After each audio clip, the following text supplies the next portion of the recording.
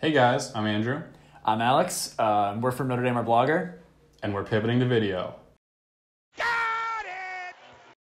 Notre Dame, our vlogger, episode 1. Welcome, and thanks for watching our new YouTube channel as we pivot from the written word to video. Obviously a very exciting time to be a Notre Dame fan. Playoff rankings just came out today. We're recording this on Sunday. Kind of ended up where we expected to be, but happy and excited to be there. A good day yesterday of kicking back and watching football and not having to worry at all and feeling good to be independent. Cheeseburgers, man. That's what it's all about. Cheeseburgers, man. Yeah. One of our best teams in recent memory. To anyone who says that Ohio State or Georgia should be in above us. Winning is hard and winning matters, and Notre Dame won all those games. So there you go. Basically, anybody who thinks that Ohio State or Georgia should be ahead of us can kind of... How many times? I want to say fuck off so badly, but I don't know if we should curse like that. That's fine. We do it in the written word. That's true, yeah. Worse. Well, fuck anybody who says that Ohio State or Georgia should be ahead of us. Because, Wait, how many times did Georgia lose? 2, right? How many times did Ohio State lose? 1. Who was it to? What? Who'd they lose to? Oh, to Purdue, and it was by a lot. By how many touchdowns? Like 4? Yeah, quite a few, man. and we happen to have a 0 in the losses column. I guess that's it then. Yeah. Shut the fuck up, everyone else. I'm so sick of it. Just shut up. Yeah, Be we're quiet, in. We're in. The obvious takeaway is that we kind of had the matchup that we've been expecting for the past couple weeks with Clemson in the first round of the playoff in the Cotton Bowl. Thank God it's not Miami. I think I speak for most too many Irish whores fans. in that Just building. Bad juju. I don't want it. I don't want any piece of that. Yeah. So I Just like the remember in matchup. 2012. Yeah, Not I good. like that it's not in Miami. Thought we were going to get a Georgia draw for a little while there, but can't spell Bulldogs without 2 losses. 2 L's, hey. And to be fair, there were times yesterday watching that game where I was scared of a world where we had to play Georgia. Because Yeah. They looked really, really good. And obviously Clemson does too. This is a very difficult matchup to say the least, but it's the playoffs. What so happens I when guess. you get in the Final Four? So I think the takeaway for us is that it's an exciting game with kind of a revenge factor from 2015, and we're better now. we're a better team in 2015. We're not playing in a stupid hurricane. We're not playing at Clemson, their dumb rock. We're playing at a dome, neutral site, and we're a better team. Yeah, we played against Deshaun Watson and should have beat them. Should have beat them. Full matchup of 2 really first-year quarterbacks. I wonder how many times that's happened in the playoff era. And this is also glazing over, like, we have not exactly been stout up the middle, and Travis Etienne is nasty. He is absurd. So I'm sure he's got a few big plays in him. It's going to definitely be another game where turnovers are a big factor, and we might need 2 turnover Alohi, do it, please. Yeah, maybe need his best game to win this one. Talking about other players who might make an impact on this game, obviously one of the big storylines this year has been the returning players to the team from last year's team who maybe didn't need to come back and had a shot at the NFL, but came back, improved their stock, and are kind of leading this team to the position it's in now.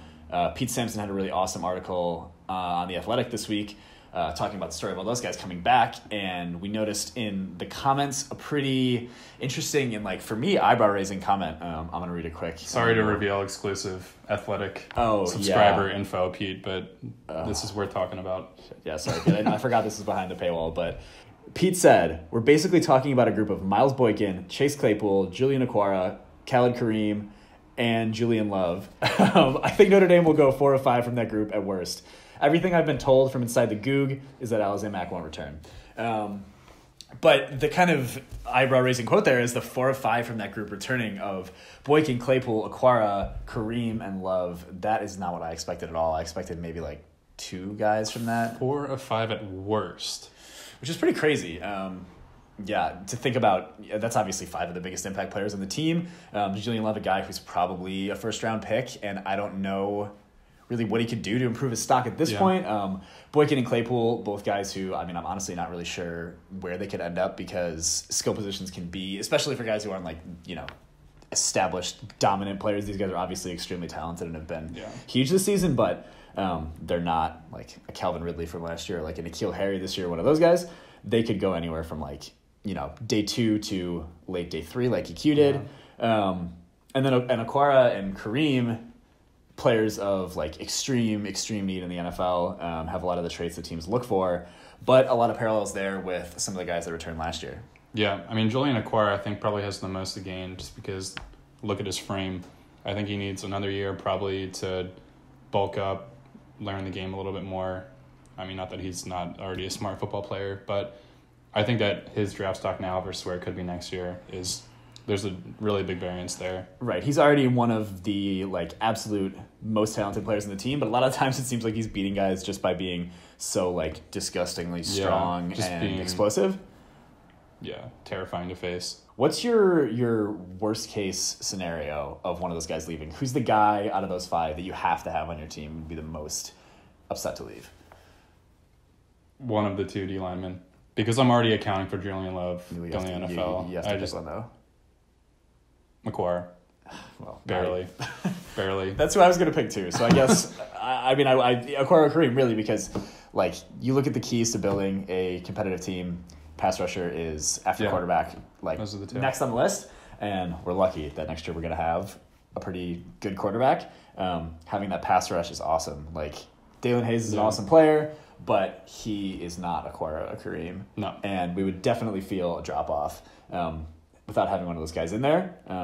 So the thought of having both back is pretty exciting. Then I guess like the best case of that, if you have to get rid of one of those 5 guys, if we can only return 4, who's the guy you'd be most okay with leaving behind?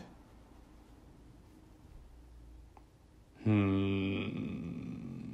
mean, I can go first. This is much more difficult than I feel bad. They're my sweet boys. I know.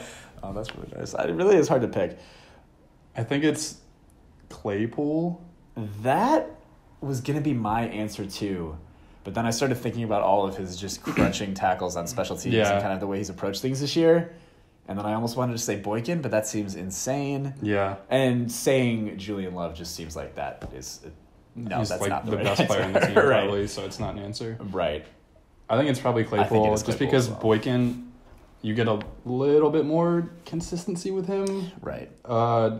You can chuck it up to him. I mean, you can chuck it up to Claypool, too. Like, this is just a choice between 2 studs, so it's kind of a coin flip anyway. Right, but. And again, he said at worst 4 out of 5. I still don't buy it, Pete. I know that you know like an insane amount more than me and have better connections than me, but skeptical. Oh fuck, we didn't even do this yet. Obviously, 4 of those 5 guys coming back puts us in a really enviable position depth chart wise. To have another stacked team where we can rotate on defense, have a lot of depth on offense and attack teams in different ways. So let's just walk through quickly what these teams could look like. This first is our defense for next year. I'm laughing because the version I have up right now says offense, but this obviously isn't the final. But yeah, looking at the defense for next year, having Kareem and Okwara and Love in this graphic, just assuming everybody comes back, is just insane. This makes me smile. This looks like a championship caliber defense again. Like, what's the weak link? I guess the weak link is linebacker. Linebackers are the weak link, but there's not that there's not talent there. Yeah. There's a lot of talent. This depth chart looks scary, assuming that, like, no one gets better of the talented youngsters. Which is goofy. That's not a good assumption. Yeah. Guys like Derek Allen isn't even on here, who has a lot of potential. The only incoming freshman I put on here was Nana Asafo-Mensah, because I know he's a really highly regarded player. Seems like defensive end and pass rusher is potentially a place the playing time could be had. Yeah. With a lot of rotation. Yeah. And then something we'll probably see a lot next year because we're going to be spoiled, like, fingers crossed that he stays healthy, that Sean Crawford is going to come back for another year. Yeah. I feel so bad for that dude. I'm not even like getting my hopes up that he will stay healthy. It's interesting because I think if we had him right now, we'd be playing a lot more nickel and doing it really well. Where would our weakness even be on defense if we had Sean Crawford? I don't even know. Right, so I think this is something we'll see. I mean, to be honest, I'm sure the personnel is like totally off, but we'll probably see a lot of nickel with him next year. In general, like 2 stud safeties with Elliott kind of stepping up this year and Gilman shining. Great pass rushers, stud corners. Even if we lose Julian, I think Bracey's shown a lot this year that he could step up. Obviously, Griffith, too. Maybe he's a guy that could become an outside corner instead of playing inside. That's a good defense. Right. And this is a hopeful depth chart. Obviously, we're talking about that. But, yeah, there's a lot there. There's a lot for Clark to work with. Yeah, okay. Then the offensive side of the ball. actually is the Actually, offense. offense. At one receiver position, I just put Boykin/Claypool because I just really don't see a world where they both come It's back. a toss-up, yeah. But even if only one of them comes back, we're in a great spot. One of those guys to be kind of the number one. Hopefully Austin stepping up to be the other guy on the outside. We've obviously got Fink. And then Cole Kmet being really the star. Maybe the star of the receiving corps next year. Those are the wild cards are Kmet. I think that we all know that, tight end he's got the potential. He should be the guy. And then Kevin Austin, he didn't even travel to Southern Cal. He didn't come with the team. Where has he been? I didn't know that. He kind of fell off the face of the earth. So, that dude's supposed to be the next Michael Floyd. Please. I don't think we're going to have Boykin and Claypool both back, so we need one more stud. Yeah. Other positions you feel good about, obviously running back looks really deep, talented. Losing Dexter is a huge loss, but Jafar's shown enough to hopefully be the guy next year. Hope that I don't know how much hope I'm holding out for the Avery Davis running back thing to work out now, but Jameer Smith and Sibo Fulmister are still there. I want Sibo to succeed so bad. Yeah. And then at the QB position, it looks real good. Jerkovic's backup is awesome because hopefully he develops and would be ready next year, but I'm not going to put him on here because I'm not living in a world where Ian Book doesn't play 12 games next year. Nope. And then on the offensive line, at a lot of positions, looking really good with guys who maybe have struggled this year, but getting a lot of experience through all the rotation that's happened, but big question mark in the middle. That's the plus side of just shifting everyone around, figuring out what works, is that all these guys can play all these positions. They're getting experience, learning how the line works, what each guy does. The one way that doesn't work out is that after losing Bars, the one guy who hasn't rotated is Sam Mustipher, and he gone. I literally have no idea who's going to play center. Yeah. Do you, viewer? These are the guys who are currently below Mustipher on the depth chart now. I have to assume somebody's going to move around, or maybe there's always studs that emerge on the line. Maybe we just haven't been Jeff paying Quinn. attention. Yeah, I'm sure he's got a guy in mind. So I kind of want this Grunhard guy to do it just because his name is Grunhard. Good name. Center. Good name. So we're feeling really optimistic about the future, but on some people who are probably not. In the past couple of weeks, we've had some awesome moments of just taking joy in teams that we hate having crushing losses and derailing their seasons. There's been a lot of talk about this college football season was boring. Not if you're a Notre Dame fan. That's for sure. I have to disagree. A couple 24-17 victories over the two worst programs in the world. Hell yeah. I'll take it. And also plenty of other misery for them. We've got a graphic here that you created, Andrew.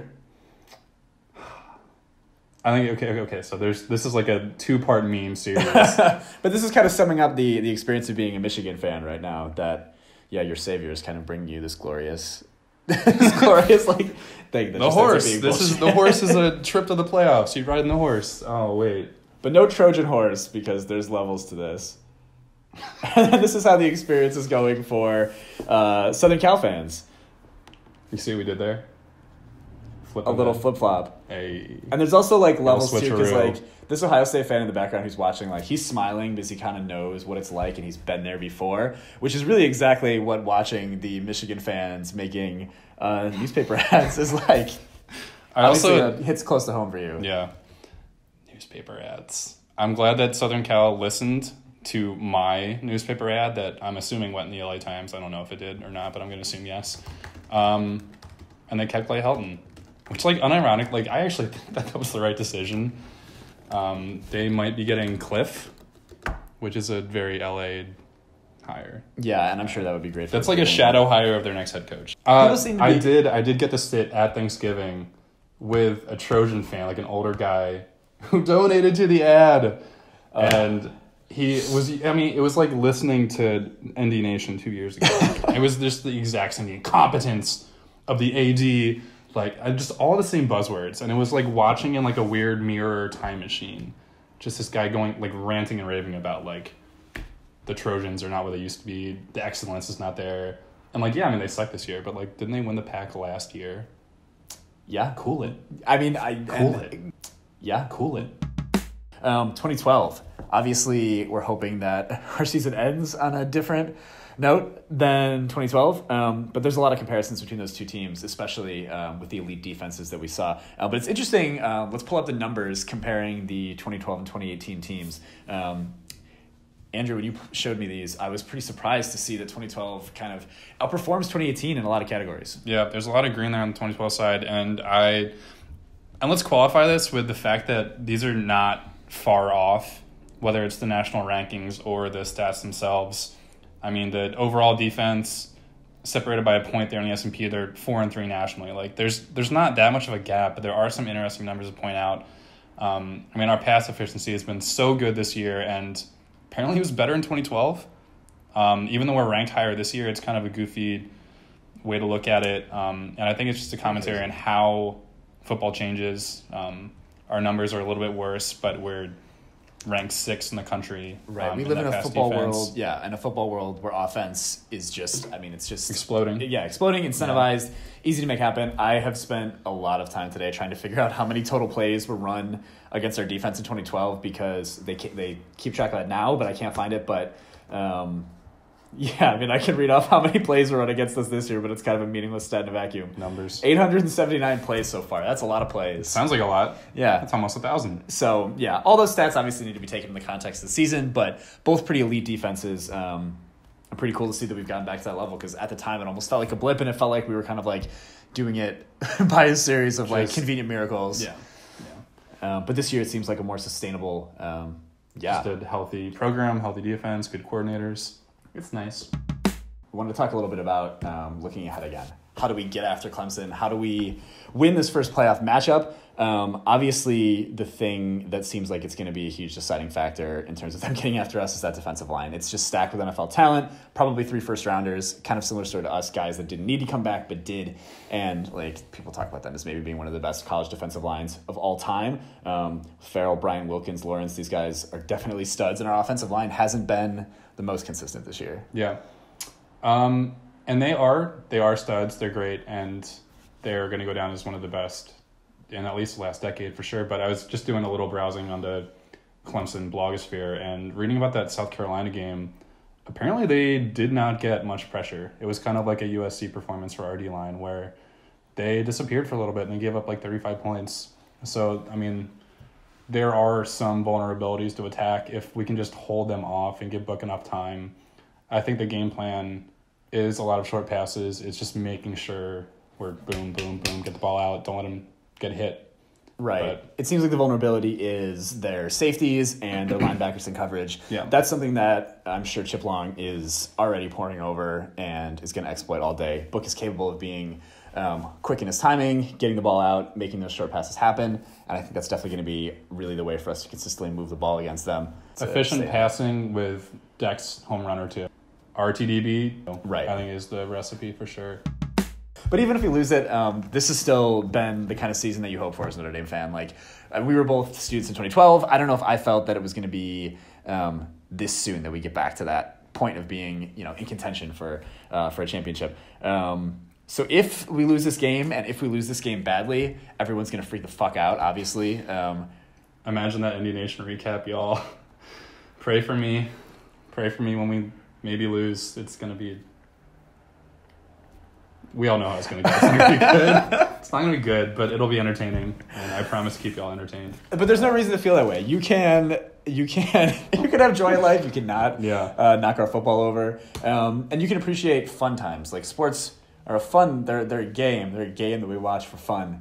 And there have been some guys on the team this year who have brought us a lot of joy and fun that we're going to miss. So I'm going to read off a list of names of guys who we presume are not going to be back next year. Obviously, this is not talking about the guys that we talked about earlier because I don't want to put that into the ether. Most of these guys are definitely gone, though. Right. So Tyler Newsome, our boy, our beloved captain.